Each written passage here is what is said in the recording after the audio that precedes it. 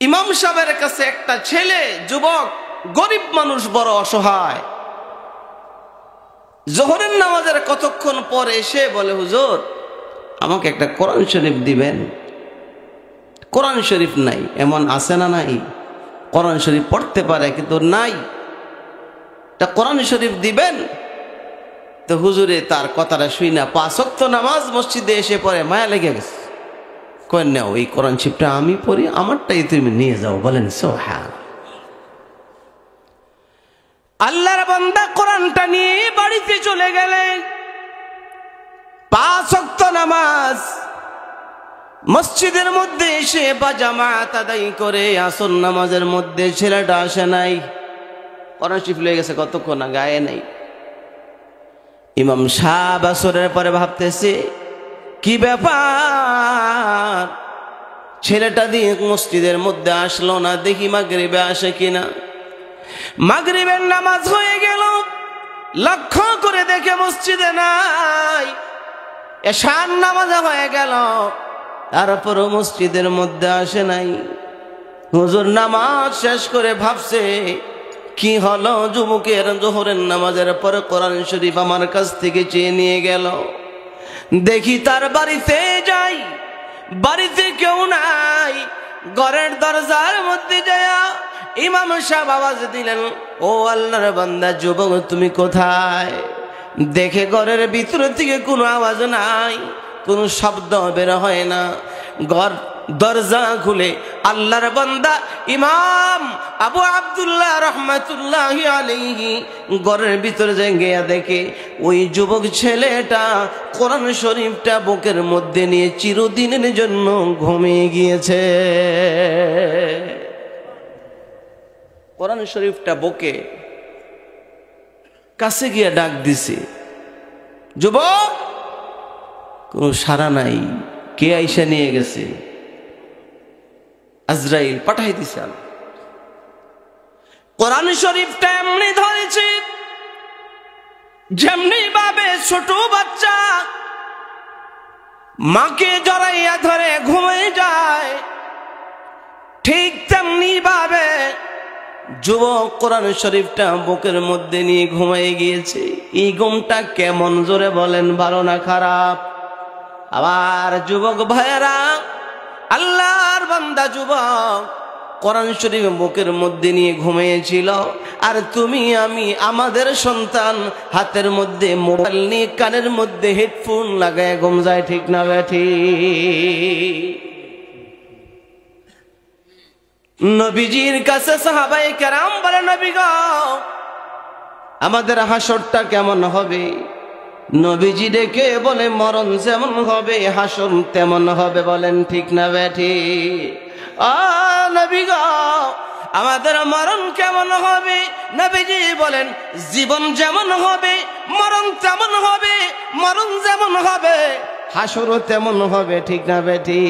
এই জন্য বলে, এমন জীবন করো হে গঠন, মরিয়া হাসিবে তুমি কাঁদিবে ভুবন।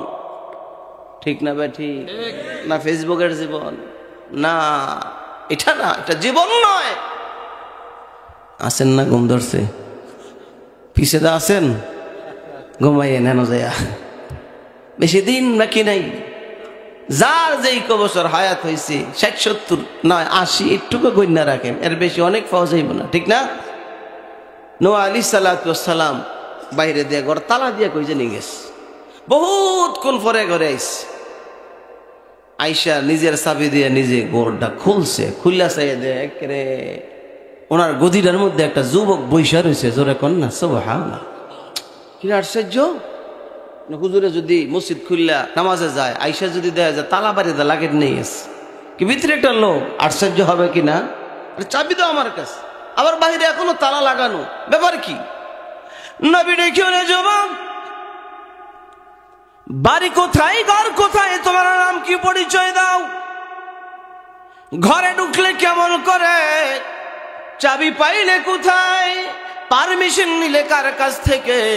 যুবক ডেকে বলে, হুজুর আমি এমন একজন ব্যক্তি আমার বাড়ি এলাকায় নয়, আমি কাহারও ঘরে প্রবেশ করতে চাবি প্রয়োজন হয় না, অনুমতি আমি কাহারও কাছ থেকে নেই না।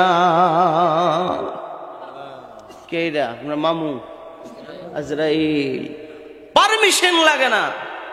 আমি হলাম ওইখান থেকে আসছি, চতুর্থ আসমানের একজন জিম্মাদার ফেরেশতা। জোরে বলেন সুবহান। কি লেগাইছো? আজরাইল কি লেগাই? আমার কাজে আমি এসেছি। তোমার কাজে মানে? নিয়ে যেতে এসেছি। আগে একটু সিডি মিডি দিয়ে এলে, খবর দিয়ে এলে সুবিধা হইল, নইলে আগে জানাই এইটা আপনার কাছে সিডি পাঠাইছি আগে। কন্যা সুবহান। তেল খাওছো? কয় আপনার কাছে চিঠি পাঠাইছি। কয় বেটা কই চিঠি? একটা চিঠিও পাই নাই। কয় সবগুলি পাইছেন। আমি পাই নাই বলি, কয় আপনার সাথে সবগুলি চিঠি আমি দেখতেছি। জোরে কোন সুবহান।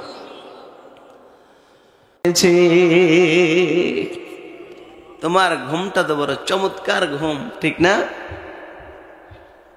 তাকে গোসল দিতে হবে, কাফন পরিধান করতে হবে, কবর করতে হবে। রাত হয়ে গেল। আল্লাহর বান্দা চিন্তা করে, ইমাম সাহেব এখন আর কাউকে জানাবো না, সকালবেলা তার কাফন দাফনের ব্যবস্থা করব। চিন্তা করতেছে, এই ছেলেটার এমন কোনো সম্পদ নাই যেই সম্পদগুলোর মাধ্যমে তার কাফনের কাপড়টা কিনা যাবে, এমন কিছুও তার কাছে নাই। ইমাম সাহেব আল্লাহর বান্দা চিন্তা করেছে, আমার গায়ের চাদরটা দিয়ে তাকে আমি দাফন করব। বলেন সুবহানাল্লাহ। আমার চাদর দিয়েই তাকে কাফনের কাপড় পরাবো। ইমাম সাহেব রাত্রে চলে গেলেন। সকালবেলা ফজরের আজান হয়ে গেল। মসজিদের মিনারে আওয়াজ বাড়ছে, আসসালাতু খায়রুম মিনান নাওম। আজান হয়ে গেল। ইমাম সাহেব মসজিদে আসছে নামাজ পড়াইবার জন্যে। নামাজ পড়াইতে আসছে, স্বাভাবিকভাবে মহল্লার যেই পরিমাণে মুসল্লি, ওই দিন মুসল্লির পরিমাণ গেছে অনেক বেড়ে। বলেন সুবহান। যুগের চারজন বহুত বড় বড় আলেম আল্লাহওয়ালা নামাজের মধ্যে চলে আসছে। ইমাম সাহেব নামাজ পড়াইবার পর লক্ষ্য করে দেখে যুগের বড় বড় আল্লাহওয়ালারা, মালিক ইবনে দিনার রহমাতুল্লাহ আলাইহি সহ আল্লাহর বান্দারা আসছে। ইমাম সাহেব ডেকে বলে, হুজুর কি ব্যাপার, কোথায় থেকে এত সকালবেলা আসলেন? কেন আসলেন? কখনো তো এই মসজিদে এসে নামাজ আদায় করতে দেখি নাই, কেন আসলেন? আল্লাহর ওয়ালারা ডেকে বলে, রে ইমাম সাহেব, আসছি তো এমনি আসি নাই, আমাদেরকে আসমানের মালিক আল্লাহ তাআলা রাতে স্বপ্নে দেখাচ্ছেন, যাও যাও, আমার একজন প্রিয় বান্দা যুবক ইন্তেকাল হয়ে গেছে, তার কাফনের কাপড় নাই। ইমাম সাহেব লাও, এই যে তার কাফনের কাপড় আমি নিয়ে আসছি। আরো জোরে কন্যা সুবহানাল্লাহ। চারজনে 4 সেট কাপড়ের কাপড় নিয়ে আসছে। স্বপ্নে কে দেখাইলো? আল্লাহ দেখাইছে। দেখছেন, গোসল দেবার জন্য আল্লাহর বান্দারা তার ঘরে চলে গেলে, এবার যে দেখে তাদের কাছে যেই কাফনের কাপড়, এর চেয়ে দামি চাদর, ইহরামের চাদর তার মাথার কাছে কে যেন রেখে গিয়েছে। যে কাপড় দেখে যুগের উলামায়ে কেরাম সাক্ষী দিয়েছে, না না না, এগুলি কোনদিন কোনো বাজারের কাপড় হতে পারে না। আল্লাহু আকবার। কে পাঠিয়েছেন? বদৌলত কিসের? কোরআন। এই জন্য আল্লাহ রাসূল বলেন, ক্বালা রাসূলুল্লাহ সাল্লাল্লাহু আলাইহি ওয়াসাল্লাম, ইযা ফুজিআল মাইয়িতু ফি কবরিহি জাআল কুরআনু ইনদা রাসিহি। যখন কাউকে কবরস্থ করা হবে তার সম্পর্ক যদি কোরআনের সঙ্গে সে রেখে থাকে তাহলে তার মাথার কাছে এমন সময় কোরআন পৌঁছে যাবে যেই সময় সে শুধু চিৎকার করতে থাকে, জোরে বলেন সুবহানাল্লাহ। চিৎকার করতে থাকে তখন যে আমাকে কোথায় রেখে যাও, কার আশ্রয়ে রেখে যাও। এই মুহূর্তে রাত প্রায় 10:45টার কাছাকাছি কোনো ব্যক্তিকে যদি এখন কবরস্থ করা হয়, সূরা আসরের তাফসীরে লেখে তো সেও দেখবে সূর্য ডুবতেছে ডুবতেছে, একটু বাকি আছে। সূর্য ডুবে গেলে আলো বাড়ে না কমে? তখন সে চিৎকার করতে থাকে কোথায় রেখে যাও। এই ঘরে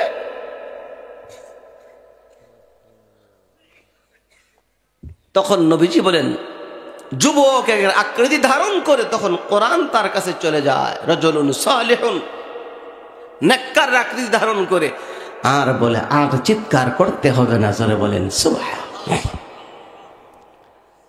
এই প্রসঙ্গটা পরে আনে আগে চলে যায়। ইদ্রিস নবীকে বলা হলো একটা নেক করলে নেকের বিনিময়ে দেওয়া হবে 2টা।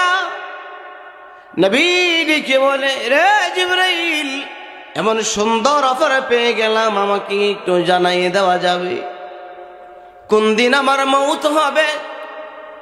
তাহলে আর কখনো সময় নষ্ট করব না, সময় কি একটু বাড়ানো যায় কিনা? জিবরাইল বলে পয়গম্বর, এই কাজটা তো আমার নয়, এটা আমি পারবো না। কারণ যার কাছে হায়াতের লিস্টই আছে তার কাছে যেতে হবে। তার নাম কি? আজরাইল। তার নাম কি? জোরে কর। আজরাইলের অফিসে যেতে হবে। অফিসে কোনটাই? কয় কোন জায়গায়? কয় 4th আসমানে আজরাইল আলাইহিস সালাতু ওয়াস সালামের অফিস আছে, ওইখানে যেতে হবে। তো আপনি সহ যেতে হবে, আপনি সহ যেতে হবে। ইদ্রিস আলাইহিস সালাতু ওয়াস সালামকে নিয়ে জিবরাইল 4th আকাশে চলে গেছে। সুবহানাল্লাহ। কামরার বাহিরে দাঁড়া করে দিয়েছেন নবী। ও নবী, একটু দাঁড়ান না, আমি যাই দেখি ভিতরে। আজরাইল আলাইহিস সালাতু ওয়াস সালাম, জিবরাইল আলাইহিস সালাতু ওয়াস সালাম আজরাইলের অফিসে চলে গেলে আজরাইল তো দাঁড়াই গেছে। বস কি লেগেছে? এবার ক্ষমতাটা একটু বেশি, কারণ নবীদের সাথে তো সম্পর্ক, ঠিক না বেঠি? নবীজিকে, আমাদের নবীকে প্রতি বছর গোটা কোরআন শরীফ তেলাওয়াত করে জিবরাইল নবীকে শোনাইতেন, আর নবীজি আবার এক খতম জিবরাইলকে শোনাইতেন। সুবহানাল্লাহ। আল্লাহর পয়গম্বর যে বছর ইন্তেকাল হয়ে যাবেন সেই বছর আল্লাহর পয়গম্বরকে জিবরাইল 2 খতম কোরআন তেলাওয়াত শোনায়েছেন। জিবরাইল পয়গম্বরকে 2 বার গোটা কোরআন খতম করে শোনায়েছে। চিনলাম সব, কিন্তু চিনলাম না কোরআন, ঠিক না বেঠি? চন্দে খানি হিকমতে ইউনানিয়া, চন্দে খানি হিকমতে ইউনানিয়া, হিকমতে কোরআনিয়া রাহম বখা। 14 জাতের আলুর নাম জানলাম, কিন্তু কোরআন শরীফের আলিফ বাগুলির নাম জানলাম না। আছে না না এমন মুসলমান? কয় জাতের আলু যে নাম জানে কৃষকরা? কোন স্কুলে পড়ছিল এই আলুর নাম? মালটা, ফেরাটন, ডায়মন্ড, আগ্রম বাগ্রম। আছে না নাই? কে পড়াইছে? কোন মাদ্রাসা আছে যে এটার মধ্যে আলুর নাম শিখায়? কৃষকরা কন, জোরে কন, আছে? কোন স্কুল আছে? আমি কয়েকদিন আগে কে জিজ্ঞাসা করছি, যে কি জানি সেলিম ভাইরে, এক মাহফিলের উনি প্রধান অতিথি ছিলেন। আমি জিজ্ঞাসা করছি আলুর নাম ফরান পাবলিক রে? কন এমন তো পড়াই নাই কোনো বেলা, না বললে এগুলি শিখছে কোথেকে? তো এগুলি যে শিক্ষা লাইছেন, এগুলির লগে যদি 29টা হরফ 29 সপ্তাহে খালি শিখতেন, যে আলিফ বার হরফ কয়টা?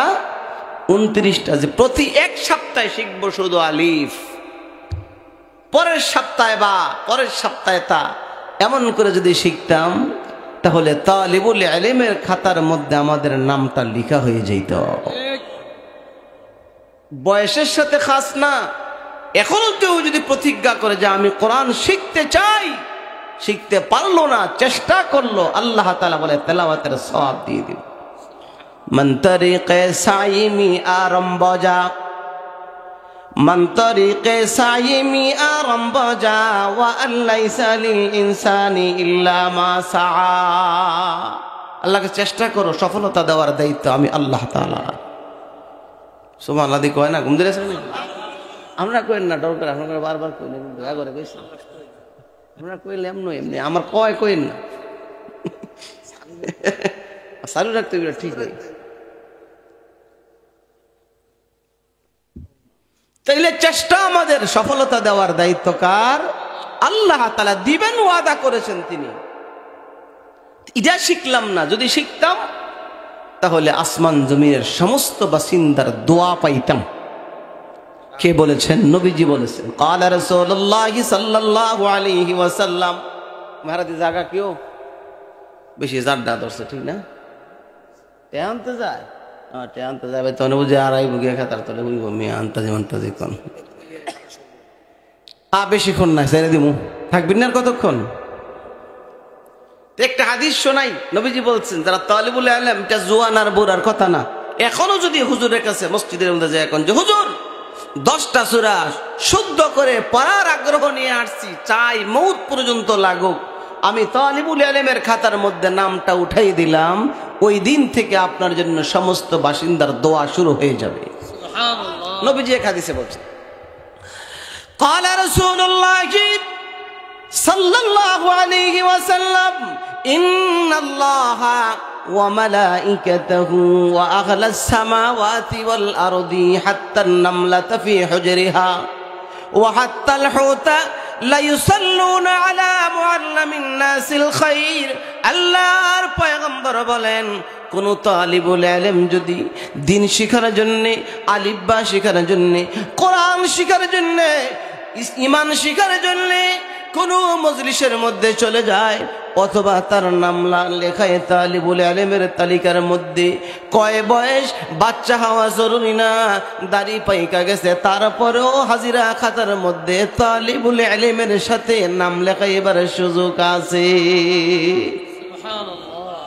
যদি কেহ লিখায়, নবীজি বলেন, ইন্নাল্লাহা, নিশ্চয় আল্লাহ তাআলা, ওয়া মালাইকাতাহু, সমস্ত ফেরেশতা, ওয়া আহলাস সামাওয়াতি, আসমানের সমস্ত বাসিন্দা, ওয়া ওয়াল আরদি, জমিনের সমস্ত বাসিন্দা, হাত্তান নামলাতা ফি হুজরিহা, এমন কি গর্তের ভিতরে যে সমস্ত পিপিলিকা থাকে, পিঁপড়া থাকে, শুধু কি তাই, হাত্তান নামলাতা ফি হুজরিহা ওয়া হাত্তাল হুতা লা ইউসাল্লুনা আলা মুআল্লিমিন নাস, গর্তের পিপিলিকা থেকে ধরে সমুদ্রের মাছ পর্যন্ত ওই আল্লাহর বান্দার জন্য মাগফিরাতের দোয়া করতে থাকে।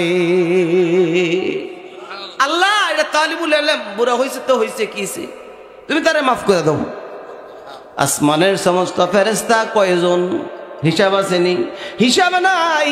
কয় আসমানের বাসিন্দা সূর্য, চন্দ্র, নক্ষত্র, তারাগুলিও তো আল্লাহ তাআলার মাখলুকাত, ঠিক না বেঠি? কয়টা তারা আছে, কয়টা তারা আছে? এক আয়াতের মধ্যে আল্লাহ তাআলা বলেন, ইন্না যায়্যানাস সামাআদ দুনিয়া বিজিনাতিল কাওয়াকিব, নিচের আকাশকে আল্লাহ তাআলা কয় তারকার দ্বারাতে সাজায়েছেন, যেমনি ভাবে এই কাপড়গুলো কাপড়ের ফুল দিয়ে সাজানো হয়েছে, আল্লাহ তাআলা নিচের আকাশকে তারকার দ্বারা সাজাইছে। কয় তারকা কয়টা হবে? কয় কুড়ি হবে, কয়শো হবে, কয় হাজার হবে, কয় লক্ষ হবে, কয় কোটি হবে? পৃথিবীর মধ্যে বর্তমানে 800 কোটি মানুষ বসবাস করে। আল্লাহ তাআলা এই আকাশের নক্ষত্র যদি সমস্ত মানুষ 800 কোটি মানুষ গণনা করা শুরু করে দেয়, খানা বন্ধ, ঘুম বন্ধ, প্রস্রাব বন্ধ, পায়খানা বন্ধ, ঘুম সব কিছু বন্ধ করে যদি 800 কোটি মানুষ গণতে থাকে, একাধারে যদি শুধু গণতেই থাকে 800 কোটি মানুষ যদি গণতে থাকে, 200 কোটি বছর লাগবে। তারকাগুলি গণতে কয়দিন লাগবে আনুমানিক? 200 কোটি বছর। আপনি কে বাদ দিয়ে গণেন গা, বিশ্বাস না হইলে? নবীজি বলেন, তারা তোমার জন্য দোয়া করবে, ওয়া আহলাস সামাওয়াত সামাওয়াতি ওয়াল আরদি, মাখলুকাতের পরিমাণ বলার সময় নাই। যেমনি ভাবে মানুষ বসবাস করে এই দেশের মধ্যে, ঠিক না ঠিক? বিশ্বের একটা সংজ্ঞা আছে। বিশ্ব কাকে বলা হয়? জমিনের যেই অংশের মধ্যে মানুষ বসবাস করে এইটাকে বিশ্ব বলা হয়। আচ্ছা, এটা কোন গ্রাম? ষোলোয়ানি। ষোলোয়ানি কইলে কি হোগলাকান্দিরে বুঝাইবো না? ষোলোয়ানির একটা এরিয়া আছে, ষোলোয়ানির একটা এরিয়া আছে। বাগাইকান্দি এই গ্রামের কথা বললে বাগাইকান্দি বুঝায় না। তেমনি ভাবে বিশ্ব যদি বলা হয়, বিশ্ব কাকে বলা হয়? জমিনের যে অংশে মানুষ বসবাস করে এটাকে বিশ্ব বলা হয়। এর বাহিরে কি আছে? এর বাহিরে 18,000 মাখলুকাতের জন্য আলাদা আলাদা রাষ্ট্রের ব্যবস্থা আছে। কোন সুবহানাল্লাহ। এগুলির লাগে মানুষ যেগুলির মধ্যে বসবাস করে, এটা ছাড়া গরুর আলাদা দেশ আছে, ছাগলের আলাদা দেশ আছে, কুকুরের আলাদা দেশ আছে। প্রমাণ হলো আল্লাহর নবী সুলাইমান আলাইহিস সালাতু ওয়াস সালামের ফিফরার দেশে সফর করতে গিয়েছিলেন। জোরে বলেন সুবহানাল্লাহ। তাহলে বোঝা গেল দেশ তাদের জন্য আলাদা। সুলাইমান নবী তার সিংহাসন নিয়ে যাইতে যাইতে যাইতে যাইতে পিঁপড়ার দেশে নামতেছে। সূরা নামলের এক আয়াতের ব্যাখ্যায় লিখে নবী সুলাইমান এখনো 3.5 কিলোমিটার 4.5 কিলোমিটার উপরে বিমান নামতেছে। পিছে থেকে এক পিঁপড়াই দিকে কয়, তাড়াতাড়ি গর্তের ভিতরে ঢুকো, আইতেছে বিমান নামতেছে। সেগা লাগাইলে ওঠের দিরে। কন্যা সুবহানাল্লাহ। কে কইছে? পিঁপড়ার দেশের এক বেডি পিঁপড়া, যেগুলি ছিলেন প্রাইম মিনিস্টার, পিঁপড়ার দেশের রাজা ছিল। জোরে বলেন না সুবহান। আসিল কি বেডা না বেডি? শেখ হাসিনা কি ছিল? মহিলা পিঁপড়া ছিল। আপনারা কইবেন সুলাইমান নবীর যুগের পিঁপড়া বেডা না বেডি? আপনি জানেন কইতে বাংলা কথা কইতে কইলেন, প্রশ্ন হয় না? আমি আসলাম এই পিঁপড়ার, আর পিঁপড়ার দেখলে কোন যে বেডা না বেডি? কোন যাবো? কইছে কেমনে? ওলামায়ে কেরাম কইছে কোরআন শরীফের থেকে। কেমনে কইছে? কোরআন শরীফের থেকে কইছে। দেখেন, সুলাইমান নবীর যুগের একটা পিপীলিকা যে একটা ভূমিকা পালন করেছে, আমাদের দেশের নেতারা নেত্রীরা যদি এটা পালন করতো, সোজা একটা মামুর বাড়ির লাহানি বেহেশতে ঢুকে যেত। কন্যা সুবহানাল্লাহ। এত সুন্দর একটা কথা বলছিল পিঁপড়ায়। কি বলছিল? প্রধানমন্ত্রী দেখছে যে সুলাইমান নবীর সিংহাসনটা যখন নামতেছে, এটা যদি আমার এই ক্ষুদ্র এই পাবলিকের উপরে যে সাক্কাটা খালি নামে, একটাও আর সোজা থাকতে পারতো না। এই নারীর নেত্রী একটা ঘোষণা করে দিছে। আল্লাহ তাআলার কাছে তার ডাকটা, তার ঘোষণাটা খুব পছন্দ হয়েছে। সুলাইমান নবীর যুগের পিঁপড়ার ডাককে আল্লাহ তাআলা মুহাম্মদুর রাসূলুল্লাহ সাল্লাল্লাহু আলাইহি ওয়াসাল্লামের উপর যে কোরআন নাজিল করেছে, তার ডাকটাকে আল্লাহ তাআলা কোরআনের আয়াত বানাই দিয়েছে। কেমন পছন্দ লাগলে? কোরআনের আয়াত হইতে পারে শুধু কি আয়াত? তার নামে একটা কোরআন শরীফের সূরার নামকরণ করেছে, সূরাতুন নামল। জোরে বলেন সুবহান। এজন্য কোরআন শরীফের আয়াতের মধ্যে যেহেতু আছে মহিলার ডাক আর পুরুষের ডাক এক না। পুরুষের ডাক আর মহিলার ডাক, মহিলা আপনি একটা ডাক দিল, আরবিতে এটার হরফের বেশ কম, পুরুষে ডাক দিলে এটার বেশ কম। এই জন্য নারী পিঁপড়া ডাক দিয়েছিল কালাত। কালাত শেষে দা কি আছে একটা তা, এই তায়ে কয় এই পিঁপড়া ছিল বেডি। জোরে কন্যা সুবহানাল্লাহ। قالت نملة يا أيها النمل ادخلوا مساكنكم لا يحطمنكم سليمان وجنوده وهم لا يشعرون। পিঁপড়ার দল জলদি করে আপন আপন ঘরে ঢুকো। উদখুলু মাসাকিনাকুম লা ইয়াহতিমান্নাকুম সুলাইমানু ওয়া জুনুদুহু ওয়া হুম লা ইয়াশউরুন। এই বিমান নামবো, চাকার নিচে পড়বা, সব শেষ হয়ে যাবা, তবে সুলাইমান নবীর কোনো অপরাধ হবে না। কারণ কেউ রাস্তায় চলতে গেলে নিচে পিঁপড়া আছে না কি আছে দেখে কেউ হাঁটে না, ঠিক না বেঠি? আমার ভাইয়েরা কি লেগে নিকছিলাম এই কথা। আচ্ছা চলেন পিছে যাইগা। হ্যাঁ, ইদ্রিস আলাইহিস সালামের কথাটা কি মনে আছে? কয় যে আমি একটু ভিতরে থেকে দেখাই উনি দাঁড়াই গেছে যে বজ্র আইছে, ঠিক না ভাই ঠিক? আচ্ছা বলেন তো, এই ফিফরার ডাক্তার লাহানি যদি আঙ্গ যারা চেয়ারের মধ্যে বয়, এরা কইতো এই বাংলাদেশের মানুষ 5 ওয়াক্ত নামাজ পড়তো নি কন্যা শিখায়, ওইখান থেকে চুরি, ঠিক না ভাই ঠিক? বলতি চোর। আর ওয়াক্ত গালদ সুবে গালদ শামে গালদ হায়, हर वक्त गालत सुबह गालत शाम गालत है, हर कौल गालत फ़ैल गालत सब ही गालत है, हर कौल गालत फ़ैल गालत सब ही गालत है। হগুলো সুর তিরা আমরা বালাইতাম কেমনে, ঠিক না বে ঠিক? বেজালের শেষ নাই, বেজালের কোনো শেষ নাই। আলী রাদিয়াল্লাহু তাআলা আনহুর কাছে এক দরবার গেছে, কয় কি? কয় বেটার ক্ষেতে আমি ক্ষেত কিনছি, ওই ক্ষেত চাষ করতে যায় এক সাহাবী থেকে আরেক সাহাবী ক্ষেত কিনছে, জায়গা কিনছে, ক্ষেত চাষ করতে গেছে, লাঙ্গলের ডাক্তার লগে নিজে মানে স্বর্ণ মুদ্রাটা কলসি পাইছে, কন্যা সুবহানাল্লাহ। ক্ষেত কিনুন নাই গিয়ে কয় এই মেয়ে আপনি কলসি নেন বেসুন্নার কাছে থেকে, পয়লা চাষ করতে গেছে। সাহাবী কয় না, এটা আমি নেবো কিনলে গা, আপনার ক্ষেত পাইছি, কয় যা বেচছি হবলে বেচা লেছি, এটাও লিয়ে দেবা, তুমি আমি নেবো না। কয় কে? আমি এটা কিনছি না তো, আমি এই স্বর্ণ মুদ্রার কলসি কিনি নাই, এটা আপনার। কয় না এটা আমার না, এটা তোমার। লাগছে দুইজনের ঝগড়া। আলী রাদিয়াল্লাহু তাআলা আনহুর কাছে বিচার নিয়ে গেছে, এর সমাধান দিয়ে দেন। আচ্ছা কোন তো আঙ্গ দেশের বেটারা হইলে কি কইল হইলে মাই গো মাইও দেখালি হো নেখাতের মধ্যে এমন একখানে আলু রইছে, আলু রাইতে যাইব চুরি করতে হইলা, ঠিক না বে ঠিক? আলুর লেগে বেড়া খেত ফিসে ছোট ছোট কোদাল লইয়া বেড়ি বেতে নামে, দেখি তো হোকলাকান্দি থেকে আবার হোকলাকান্দি করে তাহলে ওইকে বাদ গিয়া কয় সর্বনাশ। তো আমি ওর লাগাইছি আমার ক্ষেত্রে লয়ে যাক, আমি এটা তাহলে কইলে কইছি ওই যা করছে আল্লাহ, কথা আর খারাপ টানতাম না, ঠিক না ভাই ঠিক? আমি তো দেখি ঝামেলা করে। তো এই বেজাল আছে না নাই? যদি আলী রাদিয়াল্লাহু তাআলা আনহুর কাছে যখন দুইজনে গেছে, কি কাজে কিনলে গিয়া? কয় ওনার কাছ থেকে জমিন কিনছি, তা আমি এটা নেবো কেন? উনি বলছে যে আমি বিক্রি করছি তো খেতে যা আছে সব বিকছি। আল্লাহর নবীর সাহাবী হযরত আলী ডেকে বলে, ব্যাপার কি? তুমি না জমিন কিনলা, এটা নিলে তোমার অসুবিধা কোথায়?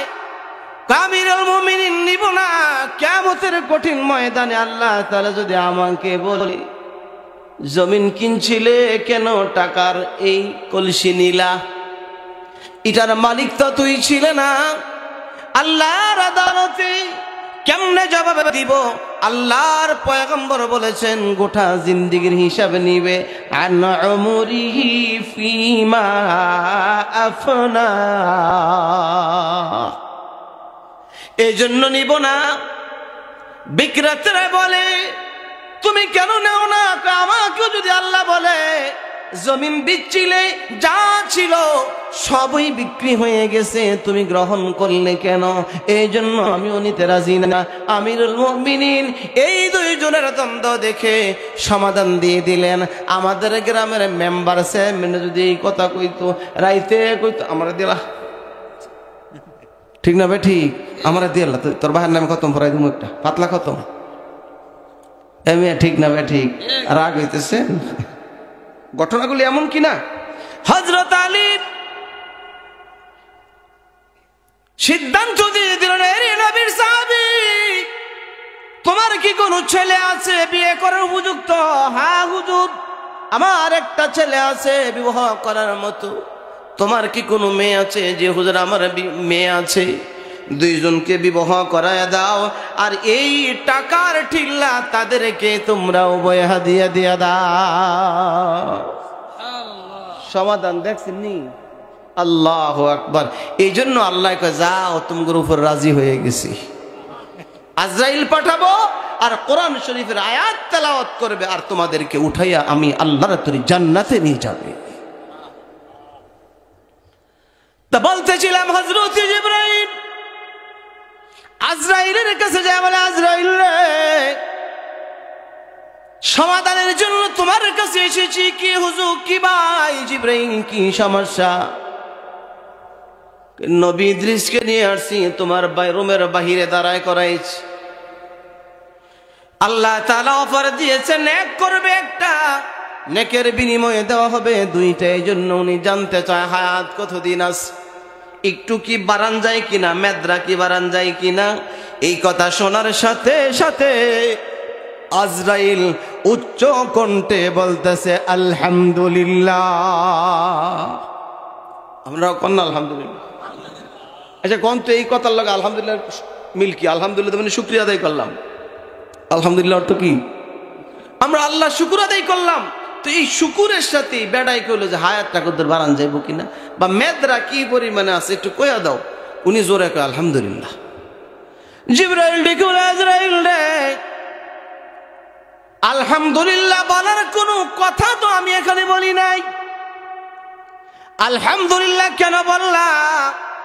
আজরাইল ডেকে বলে, পয়গম্বর ও জিবরাইল, আমি কেন আলহামদুলিল্লাহ বলছি? সকালবেলা যখন সূর্য ওঠে আল্লাহ তাআলা আমার কাছে লিস্টি পাঠাইয়া দেয়, আজকে সন্ধ্যা পর্যন্ত কার কার রূহ কবজ করতে হবে, কে কে দুনিয়া থেকে আসবে। লিস্টি আমার কাছে পাঠানো হয়। আজকে সকালবেলা আমার কাছে যখন লিস্টি এসে পৌঁছেছে, আমি হাতের মধ্যে লিস্টি নিয়ে দেখি নবী ইদ্রিসের লিস্টি এর মধ্যে লেখা আছে, তবে মরার জায়গা তো দুনিয়ায় নয়, মৌতের জায়গা হলো চতুর্থ আসমানে। আইনামা তাকুনু ইউদরিকুমুল মাউতু ওয়ালাউ কুনতুম ফি বুরুজিম মুশাইয়াদা। যার সময় যে পরিমাণে নির্ধারিত, স্থান যেখানে, ওই সময় আল্লাহ তাআলা তাকে ওই জায়গার মধ্যে পৌঁছায় দেয়। ঠিক না বেঠি?